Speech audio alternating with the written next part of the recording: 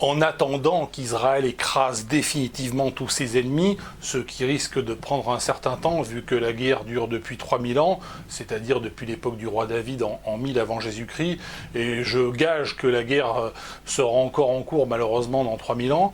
Je m'intéresse aujourd'hui à la guerre Ukraine-Russie, guerre dans laquelle l'inénarrable Volodymyr Zelensky s'apprête à mener l'assaut final contre la Russie pour récupérer les territoires perdus de la République ukrainienne, Lugansk, Donetsk et puis la Crimée. Pour cela, il lui faut trois choses. Il lui faut une domination maritime, alors c'est fait, puisque la flotte russe de la mer Noire a été intégralement anéantie. Les quelques navires qui restent se sont réfugiés dans les ports, ils ne poseront plus aucun problème. Domination aérienne, alors c'est en cours, la livraison des F-16 se fait au compte-gouttes, mais elle arrive. Je rappelle qu'un F-16 de 2024 a la puissance destructrice de 1000 bombardiers de la Seconde Guerre mondiale, puisque les F-16 aujourd'hui, avec leur bombardement à guidage laser ou GPS de précision militaire, ont une précision effectivement très très supérieure à 1000 bombardiers de la Seconde Guerre mondiale. Et les alliés de l'Ukraine vont en livrer 60. Donc c'est l'équivalent de 60 000 bombardiers, c'est absolument colossal. La France, l'a annoncé ce matin, va livrer une douzaine ou une quinzaine de Mirage 2000-5 début au premier trimestre de 2025. Et ces avions seront utilisés non pas pour faire de la chasse, parce que normalement ce sont d'excellents chasseurs, mais pour faire de l'attaque au sol. Ce qui prouve que les Russes n'ont plus de chasse. Voilà. Alors, domination aérienne, elle est en cours, et la domination terrestre aussi. Alors, il faut dominer sur le plan de l'artillerie. Alors, c'est en train d'être le cas. L'Ukraine commence à être dominante sur le plan de l'artillerie, et dominante en termes de chars également, et de véhicules de type véhicules de l'avant blindé, ou bien véhicules de reconnaissance armée, lourdement armés, comme le Bradley américain ou la MX-10 français, qui sont livrés là aussi au compte-gouttes. Mais je pense que d'ici 3 à 6 mois, eh bien, les effectifs feront que la domination ukrainienne sera également totale à ce niveau-là. La domination qui a déjà commencé sur le plan terrestre, puisque l'Ukraine, il y a quelques semaines, a lancé cette fameuse attaque sur la région de Koursk. Il est possible que d'autres attaques de bien plus grande envergure soient lancées dans les mois à venir, et c'est même en tout cas ce que prévoit l'état-major ukrainien. Maintenant, la guerre, de toute façon, cette guerre s'arrêtera tôt ou tard, d'une part parce que la Russie a des moyens limités, les fonds souverains sont pratiquement aujourd'hui épuisés, donc d'ici 6 mois, 1 an, la Russie n'aura plus de fonds souverains. La Russie continue de vendre du pétrole et du gaz, notamment à l'Inde et à la Chine, mais les ventes se font avec des rabais de 20 à 30%, ce qui fait que la Russie ne gagne pas tant d'argent que cela. Les stocks d'armement soviétique, ils s'épuisent. Alors on est allé taper un petit peu dans les stocks de la Biélorussie ou de la Corée du Nord en termes de munitions, d'artillerie, mais tout cela est extrêmement limité. Et puis enfin, il y a les hommes. La Russie est un pays de 140 millions d'habitants, très peuplé, mais les hommes à envoyer mourir au combat sont de plus en plus durs à trouver, d'où effectivement le développement du mercenariat. De plus en plus de mercenaires viennent d'Asie et beaucoup d'Afrique, puisque le Soudan du Nord fait partie des pays qui soutiennent, des 6 pays qui soutiennent officiellement la Russie. Je crois qu'il y a 156 pays qui soutiennent l'Ukraine. Donc vous voyez, c'est un petit peu disproportionné. Et donc on envoie des hommes dans les vagues d'assaut, donc la vague d'assaut à la russe et à la soviétique, c'est-à-dire qu'on envoie des hommes sans armes monter à l'assaut de positions ukrainiennes. Ils se font flinguer, on envoie une deuxième vague d'assaut, ils se font flinguer, une troisième, une quatrième, et puis au bout d'un moment, les mitrailleuses sont chaudes et les Ukrainiens sont obligés de reculer. Je vous envoie aux excellentes vidéos de Xavier Titelman qui s'est fait une spécialité dans l'analyse de ces combats. La question que je me pose aujourd'hui et qui se pose est une question toute politique et toute théorique, c'est une fois que la guerre sera terminée, est-ce qu'on ne risque pas de passer de la guerre à tout prix à la paix à tout prix, avec tous les dangers que représente la paix à tout prix, et les dangers que représente la paix à tout prix peuvent être plus considérables encore que ceux de la guerre à tout prix. C'est le thème de cette vidéo, c'est parti.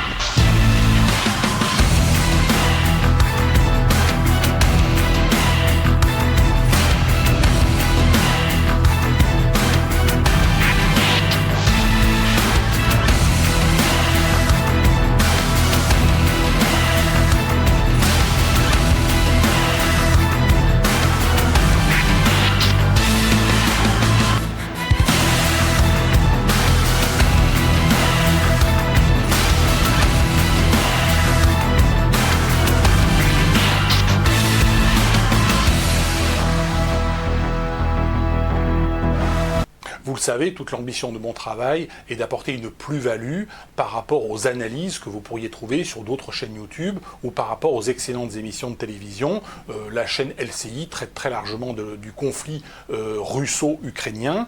Sur ce conflit, je dois dire modestement que j'ai été malheureusement un petit peu prophétique, puisque j'ai annoncé en décembre 2021 pourquoi Poutine allait attaquer, comment il allait attaquer. Je me suis basé sur les rapports américains de l'US Air Force, puisque vous savez que les Américains surveillent la Russie, l'ensemble du territoire russe et bien sûr l'ensemble du territoire ukrainien en permanence. Ils savent donc en temps réel et ils transmettent à l'état-major ukrainien en temps réel tous les mouvements des troupes russes. Donc effectivement, ils savaient parfaitement que la Russie allait attaquer. À cette époque-là, en décembre 2021, tous les analystes disaient en Europe, y compris les experts militaires, y compris les experts soi-disant politiques, en tout cas officiellement, ils disaient que Poutine n'attaquerait jamais. Je vous renvoie aussi aux vidéos que j'ai fait d'analyse en expliquant que autant l'Occident dès le premier jour soutenait massivement l'Ukraine sur le plan économique, mais on soutenait militairement l'Ukraine que par un goutte à goutte, par une aide au compte-goutte, parce qu'ils ne voulaient pas effectivement que Poutine se retire tout de suite de la situation dans laquelle il s'était mis en attaquant l'Ukraine, de manière à pouvoir l'épuiser. Le but, c'est comme un joueur de poker, si vous l'assommez dès le premier tour de main, eh bien, il va quitter la table, alors que si vous le laissez effectivement à la table, il va vider ses poches, il va se ruiner en saignant petit à petit. C'est la tactique du joueur de poker. Donc je vous envoie toutes les vidéos que j'ai fait sur le sujet. Malheureusement, j'ai eu un petit peu raison. Même si effectivement, mes vidéos sont des vidéos qui traitent en grande partie de théories qui ont à beaucoup d'égards un caractère fictionnel. Alors le danger, c'est qu'après la guerre totale que nous vivons aujourd'hui, et qui va s'arrêter un jour, tôt ou tard, faute de moyens, concernant la Russie, parce que l'Ukraine est quand même aidée massivement par pratiquement toute la planète, le danger est de passer de la guerre à tout prix à la paix à tout prix. Alors la paix à tout prix, on a connu cela après la Première Guerre mondiale. Alors en France, la paix à tout prix, ça a été lorsque, en 1936, Hitler envahit la Rhénanie, occupe la Rhénanie, qui est la zone démilitarisée. Les Français n'ont trop rien dit, ce qui ensuite lui a donné les moyens et l'ambition de faire l'Anschluss en 1938, puis ensuite de conquérir en fin 1938 les Sudètes, et on l'a laissé dépecer la Tchécoslovaquie et récupérer les territoires germanophones de Tchécoslovaquie, et puis le 15 mars 1939, eh bien, Adolf Hitler a rompu les accords de Munich en envahissant la totalité de la Tchécoslovaquie. Voilà, donc la paix à tout prix conduit effectivement à ce genre de catastrophe, et ces conquêtes, effectivement Rhénanie, Autriche et puis la Tchécoslovaquie, qui a donné à Hitler à la fois on va dire l'ambition et les moyens de faire la Seconde Guerre mondiale, car effectivement, sans ces territoires, il n'aurait pas eu les moyens militaires et certainement pas l'ambition politique de partir en guerre contre toute l'Europe. On a eu en 1917 aussi, alors là on parle de la Russie, un écroulement, non pas de l'armée russe en 1917, mais un écroulement de la politique russe, puisque le tsar est chassé du pouvoir, et dans la nuit du 24 octobre 1917, eh bien, les bolcheviks font un coup d'État, et ils vont assez rapidement négocier avec les Allemands et céder aux Allemands d'immenses territoire. C'est la politique de la paix à tout prix. La politique de la paix à tout prix est souvent prometteuse de catastrophes futures. Et Dieu sait si la France et si l'Europe et si la Russie a connu ce genre de catastrophe. Aujourd'hui, la Russie est encore dans cette logique de dire « nous sommes une superpuissance héritière de la très grande Union soviétique ». Il faut se rappeler quand même que l'Union soviétique a été écrasée en 1941 par l'Allemagne, c'est l'opération Barbarossa, donc qui commence le 22 juillet 1941, et à la fin de 1941, l'armée russe, l'armée rouge, elle a été très largement détruite. Sauf que le 7 décembre 1941, les Japonais bombardent Pearl Harbor, et le 11 décembre 1941, Adolf Hitler déclare la guerre aux États-Unis. Et à partir de là, les États-Unis vont livrer en 1942 des armes à l'Union soviétique, et en 1945, la grande victoire de 1945, elle s'est faite bien sûr avec le sang des peuples soviétiques. Il y a eu 20 ou 22 millions de morts, c'est incontestable, dont la moitié sont liés à des conneries, il y a des bidevesées, des mensonges et des manipulations de Staline. Staline a commis beaucoup d'erreurs pendant cette guerre, mais effectivement, les soviétiques ont payé le prix du sang. Mais par contre, les Américains ont aidé massivement l'Union soviétique, et ça, c'est quelque chose que les historiens ou que les commentateurs rappellent souvent mal ou peu. Je rappelle, 5000 chars américains ont été livrés, 5000 chars ont été livrés à l'Union soviétique, ce qui est considérable, 7000 avions, 7000 camions. Je rappelle qu'à partir de mai 1943, l'Allemagne produit 150 000 feuilles d'acier, de bon acier allemand pour produire des armes. La seule entreprise américaine, Carnegie, livre à l'Union soviétique à partir de mai 1943 250 000 feuilles d'acier par mois. Donc la messe est dite, l'aide américaine, et puis je passe sur l'aide alimentaire, sur les centaines et les milliers de tonnes de nourriture, de médicaments qui ont été livrés, de vêtements, etc., qui ont été livrés par les Américains aux Soviétiques, qui leur ont permis effectivement de gagner la guerre. Les Russes aujourd'hui sont dans cette logique-là, sauf qu'aujourd'hui, qui c'est qui aide massivement l'Ukraine ou la Russie? Ce sont les États-Unis qui aident l'Ukraine aujourd'hui. Le rapport de force est largement inversé. Après la guerre à tout prix, que pourrait être la paix à tout prix en Russie? Déjà, effectivement, la paix à tout prix pourrait conduire la Russie à laisser l'Ukraine récupérer Donetsk, Lugansk et la Crimée, même si elle ne parvient pas forcément à la récupérer militairement. Un écroulement politique ou un départ, violent ou pas, de Vladimir Poutine pourrait aboutir à ces résultats. On imagine aussi qu'en Géorgie, la Géorgie récupère l'Ossétie du Sud, qui a été envahie par la Russie, mais on peut imaginer aussi que d'autres territoires, qu'un pays comme la Pologne, décide éventuellement d'envahir la Biélorussie. La Biélorussie ne fait pas partie de la Russie, après tout, et puis les Polonais peuvent dire, attendez, la Biélorussie, c'est la Pologne orientale. Aujourd'hui, la Pologne est la première armée d'Europe orientale, devant la Russie, devant l'Ukraine, c'est la Pologne, la première armée, il ne faut quand même pas l'oublier. Et en 2025, cette armée sera considérablement renforcée, parce que la Pologne s'arme à très très grande vitesse. Donc on peut avoir demain non seulement une grande Ukraine, mais aussi une grande Pologne. C'est de la fiction, mais c'est une fiction qui pourrait arriver. On peut imaginer que des territoires comme Kaliningrad soient récupérés en partie par la Pologne, en partie par la Lituanie, par exemple.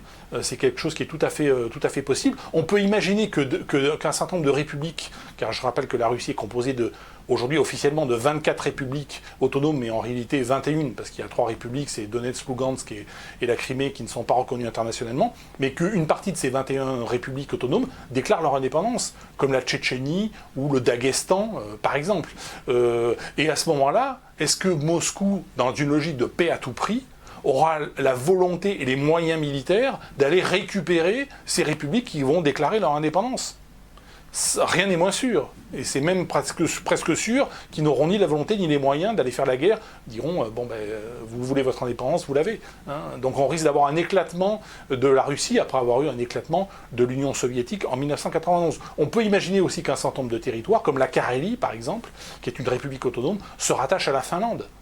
Donc on peut avoir effectivement la paix à tout prix et le départ de Poutine, parce qu'effectivement j'imagine mal que Poutine, alors à moins que Poutine effectivement cède aussi à cette politique et change son fusil d'épaule et adopte la politique de la paix à tout prix, à la limite on pourrait imaginer cela aussi, mais je pense qu'effectivement la paix à tout prix pourrait, encore une fois c'est du conditionnel, c'est de la fiction, mais ça pourrait arriver, c'est pas impossible, il pourrait y avoir un certain démantèlement de la Russie, suite effectivement à une défaite ou simplement à une usure. Il n'y a pas forcément besoin d'une grande défaite militaire, mais comme en 1917, au bout de 3 ans de guerre, la Russie a jeté l'éponge et a cédé des territoires considérables, en l'occurrence en faveur de l'Allemagne à l'époque, et aujourd'hui en faveur peut-être de l'Ukraine, peut-être de la Pologne, peut-être indépendance d'un certain nombre de républiques. Voilà. Merci à toutes et à tous. La suite au prochain numéro. Je vous dis à bientôt.